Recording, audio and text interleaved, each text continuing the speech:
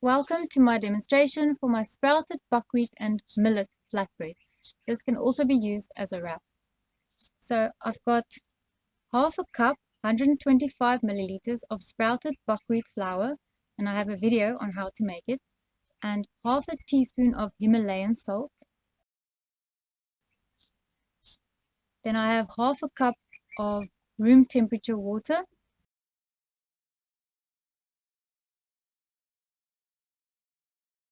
And then I have my cooked millet. I'm going to use 1 cup of the cooked millet, and I'm going to measure them in 2 half a cups to make it easier to put it inside the blender.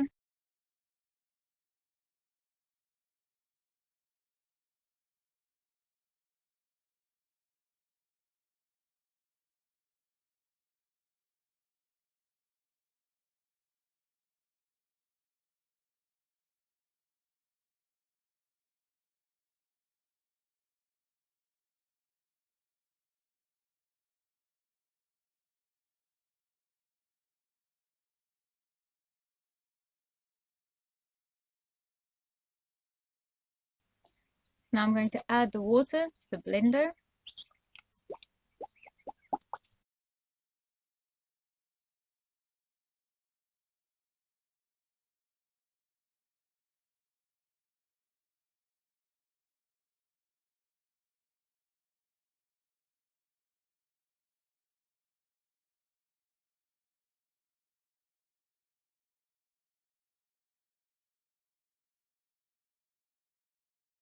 And I'm going to add this to the flour.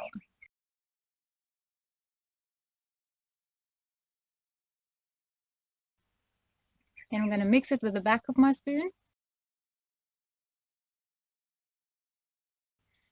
Now I'm going to spread this onto my baking paper.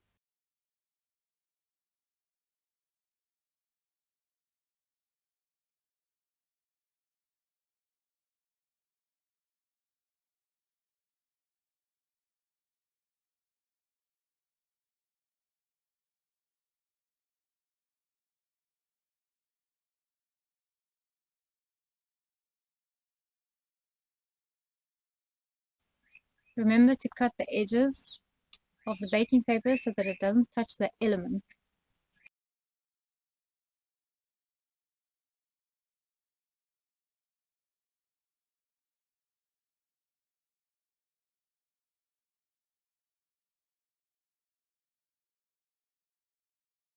So now I'm going to place it in the oven at 230 degrees Celsius for about 10 minutes. Make sure that your oven is preheated before you place it in the oven so that it's on the right temperature.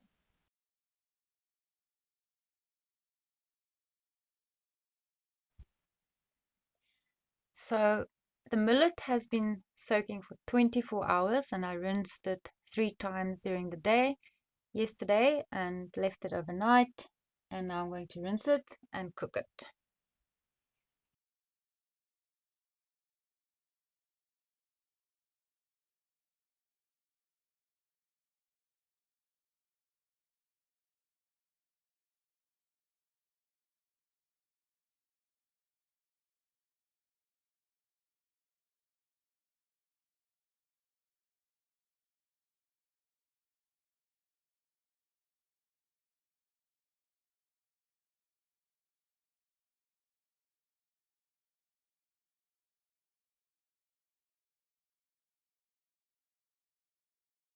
Okay, so you place the millet that you've soaked and rinsed in a pot with quite a lot of water because it does expand and you need lots of water for that.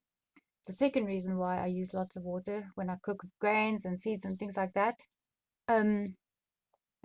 is that you need to flush out the enzyme suppressants and all those things, the bad stuff. So it's better to cook it in lots of water. I used to measure my rice, 1 cup to 2.5 cups water, but I don't do that anymore.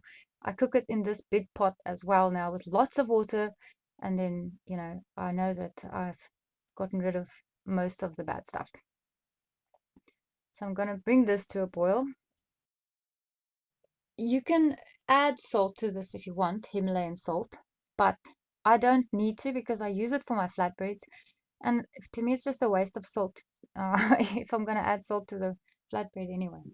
But if you're going to have it as a porridge, then you can add salt to it.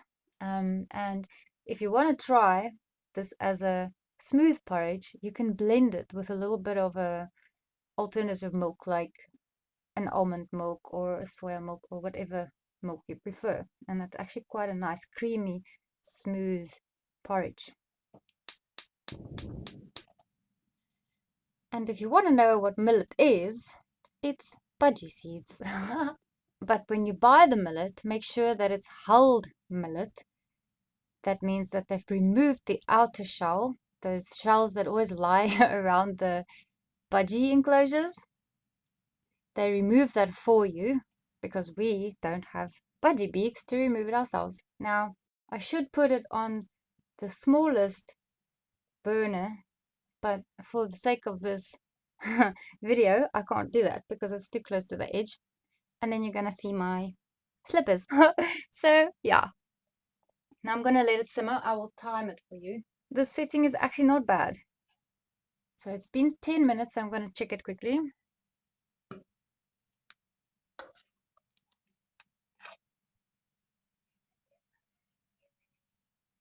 Oh, it's soft. That's long enough.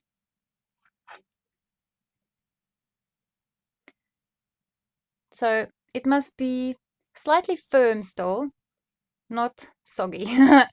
It must have a little bit of resistance when you press on it, but it mustn't be hard in the middle. The middle piece must be soft. Then it's done.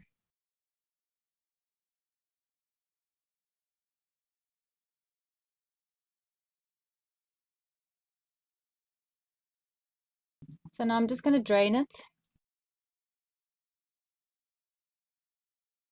You can decide if you want to rinse it or not. I used to rinse it in the past, but I like it like this actually. But if you really have gut problems, you could start off by rinsing it. But then the recipe, you will need less water because if you don't rinse it, the starches make it more sticky. And so you need a little bit more water then. So everything makes a difference in gluten-free cooking and baking. I like to tilt it to the side when I drain it because if you just keep it flat, it doesn't always drain it properly. But the water runs to the side if you tilt it. And then I'm going to put it back in the pot. This one is actually overcooked. I didn't think it would take only 10 minutes.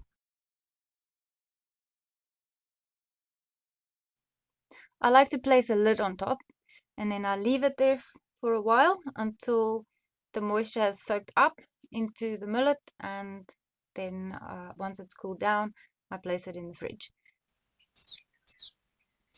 Okay, so this has been in the oven for 12 minutes, not 10 minutes.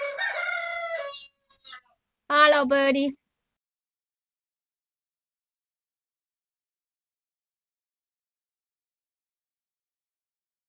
It's a little bit golden brown underneath and slightly on top as well. This can be used as a flatbread or a wrap, and you can even make the batter thinner if you want it to be more pliable and softer. But I like the half a cup because I can use it for both a wrap and a flatbread. And what's really nice is if you take half a cup of fresh corn and half a cup of cooked millet and you blend that together and add it to the sprouted buckwheat flour. Then it gives it a nice balance between the sweetness, because this is a nice plain flavor and the corn is nice and sweet. So if you find the fresh corn recipe too sweet, but you want it to be slightly sweet, try combining these two.